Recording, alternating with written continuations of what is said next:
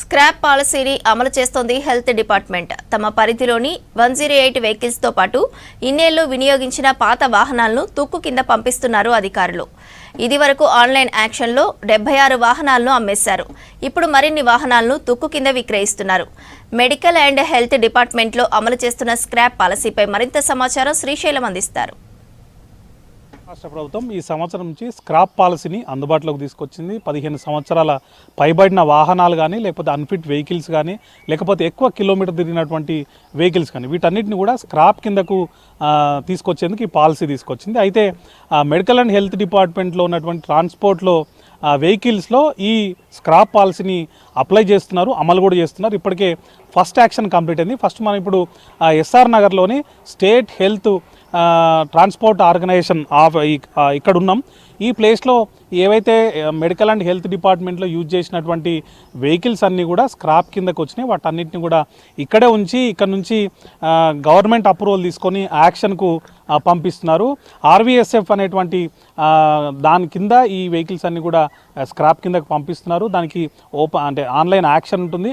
యాక్షన్లో వచ్చినటువంటి ధరకు ఈ వెహికల్స్ని ఎవరు పాడుకుంటే వాళ్లకు ఇది ఇస్తున్నారు. ఈ యాక్షన్ అనేది ఈ సంవత్సరం నుంచి ఈ స్క్రాప్ పాలసీని అంటే 15 సంవత్సరాల పైబడినటువంటి వెహికల్స్ అన్నీ కూడా, అదంటే ఎక్కువ తిరిగినటువంటి వెహికల్స్ అన్నింటిని కూడా స్క్రాప్ కిందకు పంపించాలన్నటువంటి ప్రభుత్వ నిర్ణయం ప్రకారం మెడికల్ అండ్ హెల్త్ డిపార్ట్మెంట్లో ఇక్కడ మనం చూస్తుంటే అన్నీ కూడా 108 వెహికల్స్ ఎక్కువగా ఉన్నాయి. ఇవన్నీ కూడా 108 వెహికల్స్ కానీ, లేకపోతే మెడికల్కి సంబంధించినటువంటి డిపార్ట్మెంట్లు యూజ్ చేసినటువంటి వెహికల్స్ కానీ, ఇవన్నిటిని కూడా స్క్రాప్ కిందకు పంపిస్తున్నారు. ఫస్ట్ ప్రభుత్వ నిర్ణయం ప్రకారం ప్రభుత్వం నుంచి అనుమతి తీసుకొని ఇప్పటికీ ఈ మెడికల్ అండ్ హెల్త్ ట్రాన్స్పోర్టు దీని కింద ఇప్పటికే 76 వెహికల్స్కి యాక్షన్ అయిపోయింది. దానికి సంబంధించినటువంటి 76 వెహికల్స్ని కూడా అమ్మేశారు. దానికి 45 లక్షలు వచ్చినట్టుగా అధికారులు చెప్తున్నారు. అవన్నీ కూడా గవర్నమెంట్ ఖాతాకు జమ చేసినట్టుగా అధికారులు చెప్తున్నారు. మరోవైపు ఇంకా 125 వెహికల్స్కి ఇంకా యాక్షన్ కోసం ప్రభుత్వానికి ఫైల్ పంపిరు.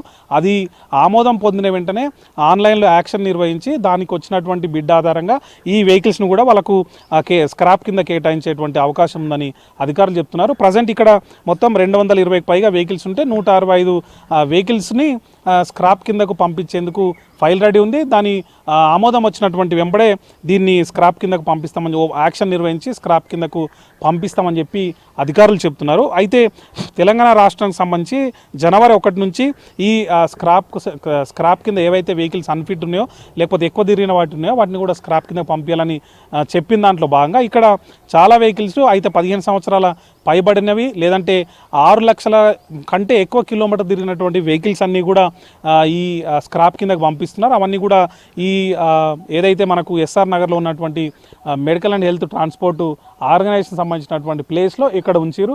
ఇవన్నీ యాక్షన్ అయిన తర్వాత వాటికి లాట్ నెంబర్లు కేటాయించి వాటిని ఎవరైతే ఆన్లైన్ యాక్షన్లో బిడ్ వేస్తారో వాళ్లకు కేటాయిస్తామని చెప్పి అధికారులు చెప్తున్నారు. ఇంకా ఇప్పటికీ 76 వెహికల్స్ని యాక్షన్ అయిపోగా దానిలో సగం ఇప్పటికే ఇక్కడ నుంచి తీసుకెళ్లారు, ఇంకా సగం తీసుకెళ్లాల్సి ఉందని చెప్పి అధికారులు అంటున్నారు. మరోవైపు ఇంకా 125 వెహికల్స్కి తొందరలోనే యాక్షన్ ఉంటుంది. ప్రభుత్వ ఆమోదం వచ్చిన తర్వాత దాని యాక్షన్ ఉంటుంది. వచ్చిన తర్వాత వాటిని కూడా ఆన్లైన్లో బిడ్ నిర్వహించి వాటిని కూడా స్క్రాప్ కిందకు పంపిస్తామని చెప్పి ఆఫీసర్లు చెప్తున్నారు. ఓవరాల్గా తెలంగాణ రాష్ట్ర ప్రభుత్వం తీసుకున్నటువంటి స్క్రాప్ పాలసీలో భాగంగా ఈ మెడికల్ అండ్ హెల్త్ డిపార్ట్మెంట్లో ఏవైతే వెహికల్స్ ఉన్నాయో స్క్రాప్ అంటే 15 సంవత్సరాల పైబడినా కానీ, లేకపోతే ఎక్కువ కిలోమీటర్ తిరిగినటువంటి వాహనాల్ని వాటిని యాక్షన్ చేస్తూ ఈ తెలంగాణ రాష్ట్రంలో ఈ మొదటి బిడ్ అనేది 76 వెహికల్స్ని మొదటి బిడ్ కింద పంపించారు స్క్రాప్ కోసం. మిగిలిన వాటిని కూడా పంపించే ప్రయత్నం చేస్తున్నారు. అన్ని డిపార్ట్మెంట్లో కంటే ఈ మెడికల్ అండ్ హెల్త్ డిపార్ట్మెంట్లో ఈ స్క్రాప్ పాలసీని అమలు చేస్తూ ఈ డిపార్ట్మెంట్ అనేది మిగిలిన డిపార్ట్మెంట్కు ఆదర్శంగా నిలుస్తున్నట్టుగా మనకు తెలుస్తుంది. చాలా మటుకు గవర్నమెంట్ తీసుకున్నటువంటి పాలసీ ప్రకారం 15 సంవత్సరాల పైబడినటువంటి వాటికి యాక్షన్ అంటే స్క్రాప్ కిందకు పంపించాలి.